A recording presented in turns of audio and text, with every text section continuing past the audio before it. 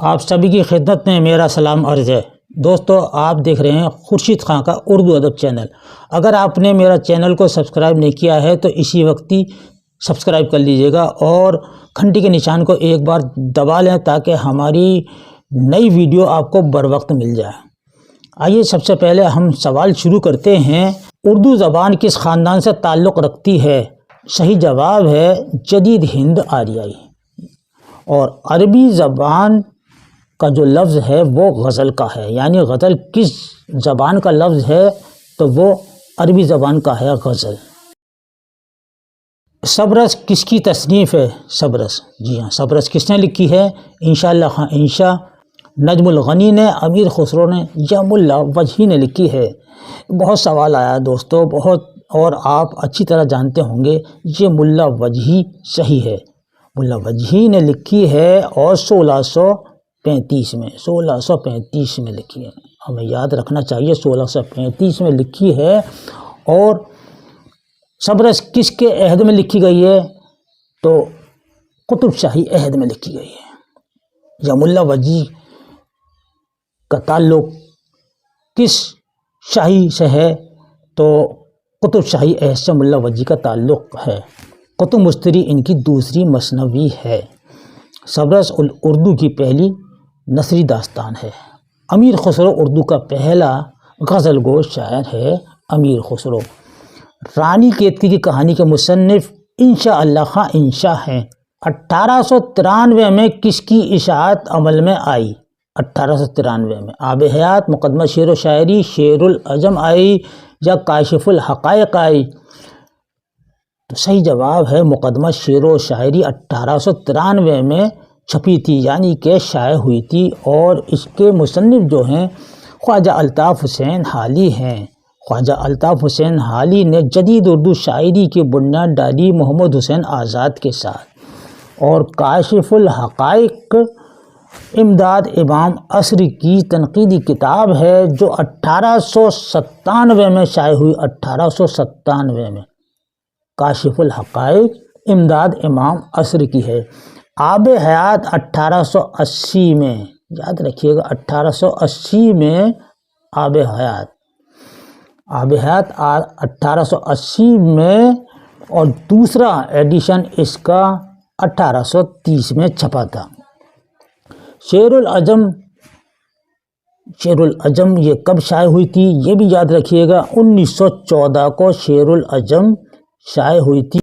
دوستو یہ 5 جلدوں میں ہے، یعنی کہ پہلی جلد 1914 میں، دوسری جلد اس کے بعد شائع ہوئی اور تیسری جلد بھی اس کے بعد شائع ہوئی، یعنی کہ 3 جلدیں شبلی نعمانی کی زندگی میں شائع ہوئی اور آخری جلد شبلی نعمانی کی انتقال کے بعد 5ویں جلد شائع ہوئی ہے 1918 میں۔ 1918 میں شائع ہوئی ہے 5ویں جلد۔ ایہام گو شاعر کون ہے؟ ایہام گو شاعر کون ہے؟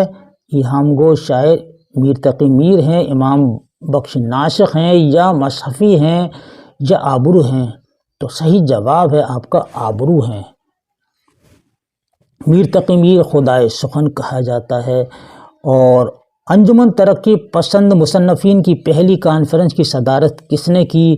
تو یہ آپ کو یاد ہوگا دوستو، پریم چند نے کی تھی۔ ٹھیک ہے، پریم چند نے کری تھی اس کی پہلی صدارت، اور اسی میں یہ جملہ کہا تھا کہ ہمیں اپنے حسن کا معیار بدلنا ہوگا۔ بہت سوال آتا ہے کہ ہمیں اپنے حسن کا معیار بدلنا ہوگا، پریم چند نے یہ بات کہاں کہی تھی؟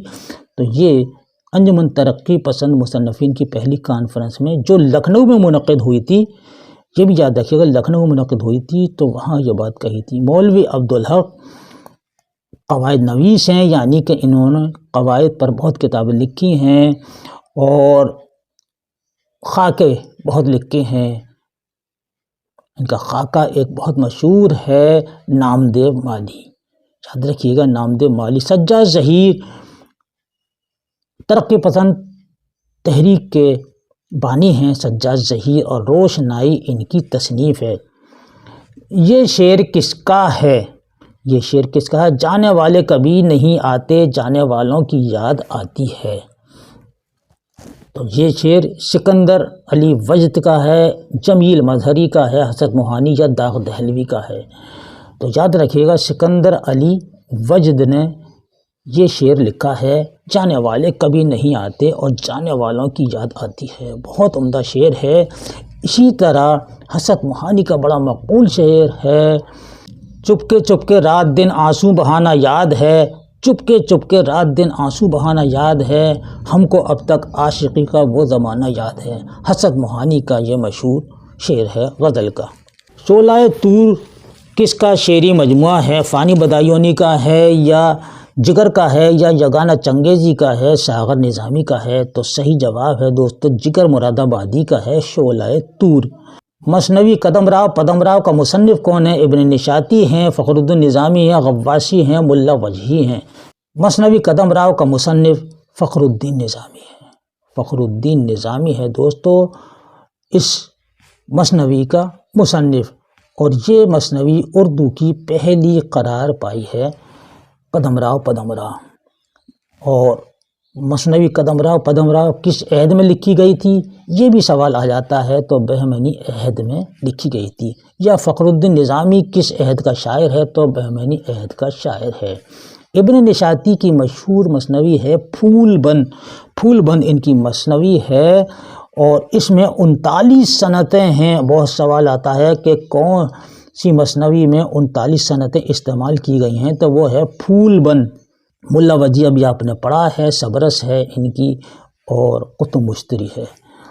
اسی طرح غواصی ہیں، غواصی نے سیف الملوک بدیع الجمال کے نام سے ایک مثنوی لکھی ہے 1626 میں۔ اقبال کی نظم مسجد قرطبہ کس مجموعہ کلام میں شامل ہے؟ ضرب کلیم، زبور عجم، بال جبریل، بانگ درا۔ ٹھیک ہے، تو سب سے پہلا ان کا شعری مجموعہ ہے بانگ درا۔ بانگ درا ہے پہلا، 1924 میں چھپا تھا۔ دوسرا ہے بال جبریل جو 1935 میں چھپا تھا۔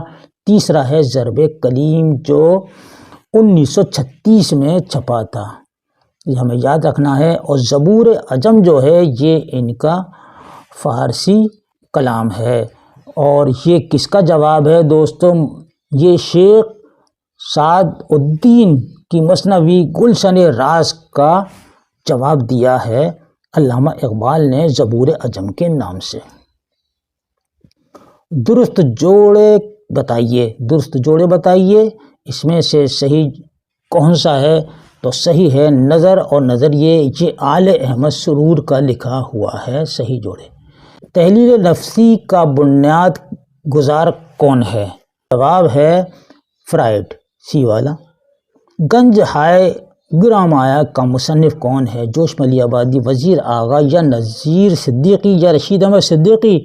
تو گنج ہائے گرام آیا کا مصنف ہے رشید احمد صدیقی۔ خندہ بھی آپ کا ہی لکھا ہوا ہے، اور دوستو شیخ نیازی بھی آپ ہی کی لکھی ہوئی کتاب ہے، اور بہت اچھے طنز و مزاح کے نثر نگار ہیں رشید احمد صدیقی۔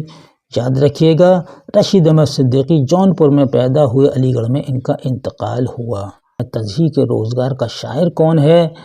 سودا ہیں، سودا ہیں تضحیک روزگار، یہ ان کا لکھا ہوا مشہور قصیدہ ہے تضحیک روزگار۔ ولی کا سال وفات کیا ہے؟ ولی کا سال وفات 1720 ہے، 1703، 1715 یا 1707 ہے، تو 1707 ہے ولی کا سال وفات۔ مجالس النساء کیا ہے؟